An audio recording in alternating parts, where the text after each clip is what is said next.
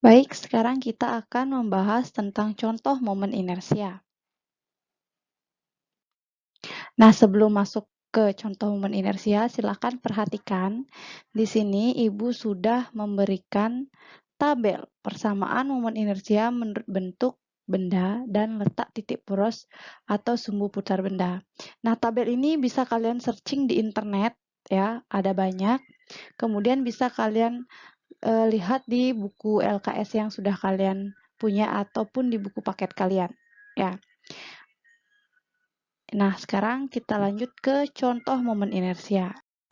Contoh soal pertama yaitu contoh tentang momen inersia partikel. Jadi, perhatikan gambar sistem partikel di bawah.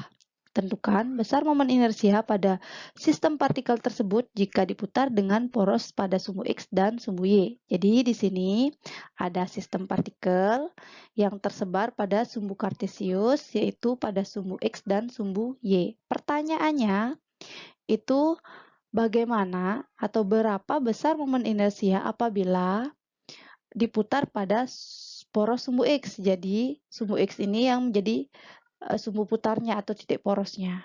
Kemudian yang kedua, bagaimana besar momen inersia jika diputar pada sumbu Y. Jadi sumbu Y yang akan menjadi titik porosnya atau sumbu putarnya.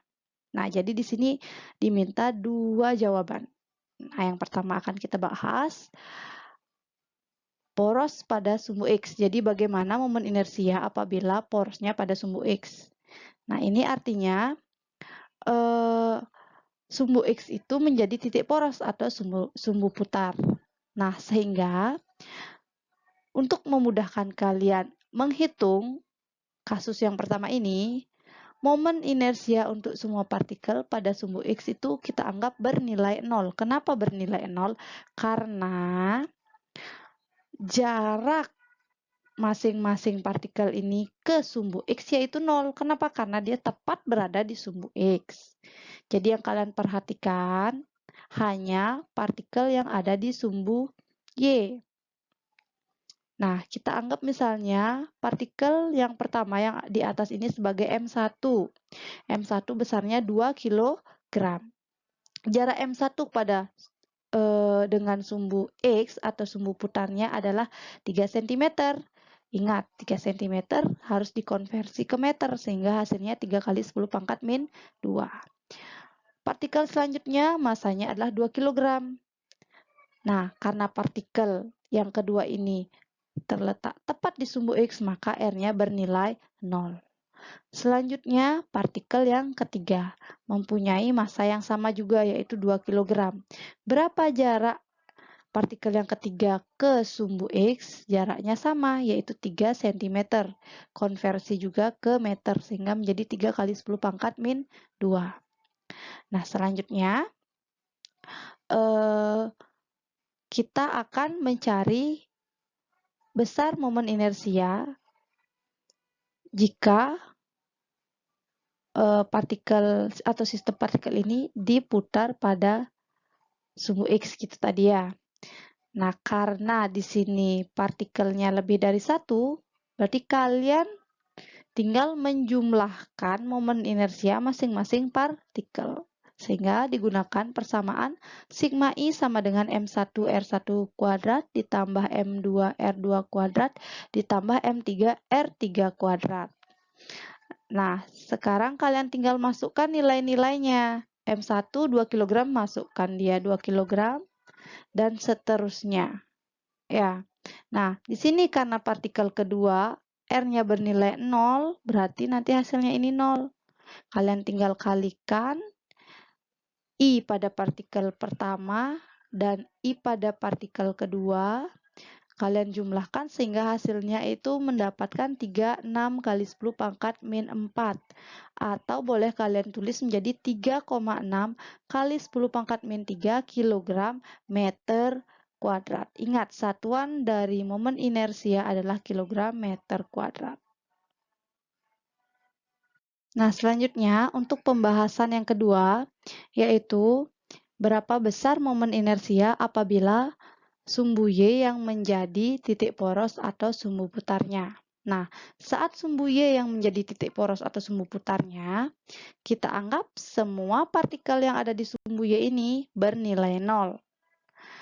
Kenapa? Seperti penjelasan saya tadi, karena partikel-partikel tersebut tepat berada pada titik poros sehingga R-nya bernilai 0. Nah, kemudian yang kita perhatikan hanya partikel yang ada di sumbu X. Jadi di sini ada 5 partikel pada sumbu X. Nah, partikel yang kedua boleh tidak kalian perhatikan juga karena dia tepat berada di sumbu Y juga. Ya. Tapi kalau kalian ingin memperhatikannya juga tidak masalah. Jadi kita mulai dari yang merah ini, yang paling kiri kita anggap itu M1, ini M2, M3, M4, M5. Dengan besarnya masing-masing sudah tercantum di sini, silahkan perhatikan. Kemudian jarak M1 ke sumbu putar yaitu 2 cm. Ingat konversi sehingga hasilnya akan menjadi 2 kali 10 pangkat min 2 meter.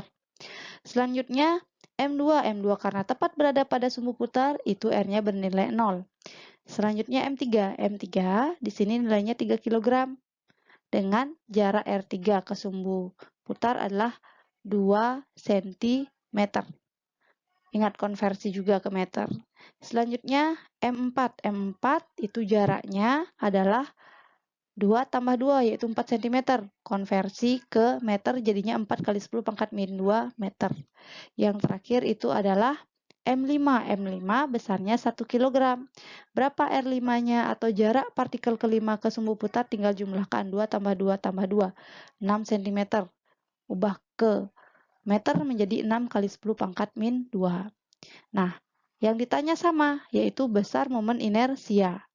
Apabila porosnya yang sekarang berada di sumbu Y. Nah, untuk menjawab permasalahan ini, caranya sama seperti tadi. Ya, cari masing-masing momen inersia partikel. M1 berapa momen inersianya, M2, M3, M4, M5. Setelah itu hasilnya dijumlahkan. Nah, hasil penjumlahan itulah merupakan besar momen inersia sistem partikel ini jika Y yang menjadi sumbu putar atau titik porosnya. Coba kalian kerjakan sendiri. Nanti hasilnya bisa kalian share pada WA group. Nah, contoh yang kedua adalah contoh soal tentang momen inersia benda tegar. Nah, di sini coba perhatikan gambar di bawah. Jadi, di sini ada gambar seorang atlet tolak peluru yang sedang melempar pelurunya. Nah, tolak peluru ini merupakan cabang olahraga lempar yang memiliki gaya mendorong atau menolak terhadap sebuah peluru atau bola pejal dari logam menggunakan teknik tertentu. Nah, jika bola pejal yang digunakan atlet bermassa 20 kg dan jari-jarinya 0,1 meter, tentukan besar momen inersia bola pejal tersebut. Di sini kalian diminta untuk menentukan momen inersia untuk sebuah bola tolak peluru. Jadi bola tolak peluru itu merupakan jenis bola pejal, ya. Berarti kalau bola pejal, bolanya tidak ada rongga, ya, dia padat. Nah, karena dia bola pejal, berarti untuk mencari momen inersianya, gunakan persamaan momen inersia bola pejal. Seperti yang sudah Ibu jelaskan pada video sebelumnya, bola pejal itu mempunyai konstanta bentuk 2/5, sehingga untuk mencari I-nya, kita akan menggunakan persamaan 2/5 mr². Nah, besar M-nya sudah jelas di sini 20 kg. R-nya itu adalah jari-jari besarnya 0,1 meter. Tinggal masukkan nilai M dan R-nya. Ingat R-nya di kuadrat sehingga hasil akhirnya adalah 0,08 kg meter kuadrat. Seandainya nanti bentuk bendanya adalah silinder pejal, berarti kalian gunakan rumus silinder pejal. Nah, lihat, perhatikan pada soal yang diberikan ya nanti bentuk bendanya itu seperti apa, kemudian titik porosnya di mana. Untuk menentukan persamaan yang bisa kalian gunakan juga boleh kalian lihat pada tabel di slide pertama tadi, ya. Jadi itu tadi contoh contoh dari momen inersia yang bisa Ibu berikan. Semoga bisa kalian pahami. Jadi, untuk pembahasan momen inersia, Ibu sudahi sampai contoh soalnya ini. Silahkan dipelajari. Semoga kalian bisa memahami dengan baik penjelasan Ibu terkait dengan momen inersia. Terima kasih.